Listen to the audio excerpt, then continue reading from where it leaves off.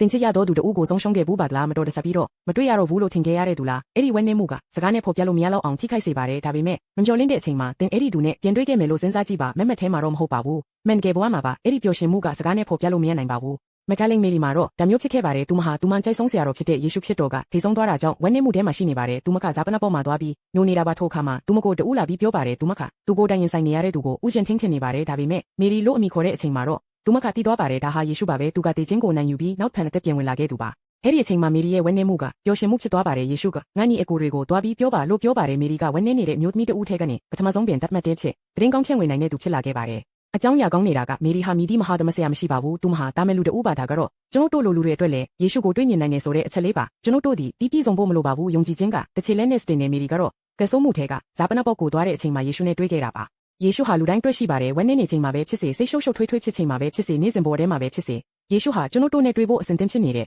တစုံတစ်ယောက်တော့မဟုတ်တခုခုကဆုံးရှုံးသွားတယ်လို့တင်ထင်နေခြင်းပါပဲယေရှုထမြောက်ခြင်းဟာရှေးခါကတမိုင်းတစ်စိတ်တစ်ပိုင်းတာမကယနေ့တွင်လည်းဖြစ်နိုင်နေဆိုတဲ့ message ပါတီအမောင်အချိန်တွေထဲမှာတော့ပြန်လဲစတင်နိုင်တဲ့အကြောင်းအရာကြီးအကျယ်ဆုံးတဲ့အချက်ကတော့ယေရှုထမြောက်ခဲ့တယ်ဆိုတဲ့အမှန်တရားကိုပထမဆုံးတင်ပြတဲ့သူဟာလူတိုင်းဝိုင်းမှာတာမဲလူတူတင်ပါတာကတော့ဂေယသခင်ဤအလုံးလုံးနဲ့ဖြစ်ပါတယ်သူထံတို့တာမဲလူတွေစီကနေစတင်လာတဲ့ဒါကြောင့်တင်ကိုယ်တိုင်ကိုမတင်လျော်ဘူးမကြည့်စုံဘူးလို့ခန်းစားနေရင်ယေရှုဟာတင့်မိကိုခေါ်နေပါတယ်သူကတင်ဝဲနေမှုကိုပျော်ရွှင်မှုဖြစ်အောင်ပြောင်းလဲနိုင်တယ်တင်ဘဝကိုမဟာတက်တန်းတစ်ခုဖြစ်အောင်ပြောင်းနိုင်တယ်